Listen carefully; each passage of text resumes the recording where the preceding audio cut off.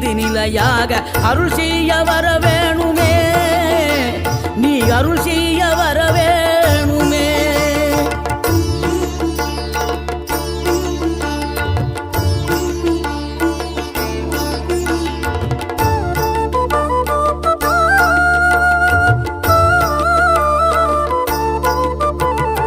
இகழ்தலையும் புகழ்தலையும் ஒரு முகமாய் கருதும்படி செவி உரைத்த முத்துக்குமரன், நீ வறுமையையும் வளமையையும் சமநிலையாய் உணரும்படி மதி கொடுத்த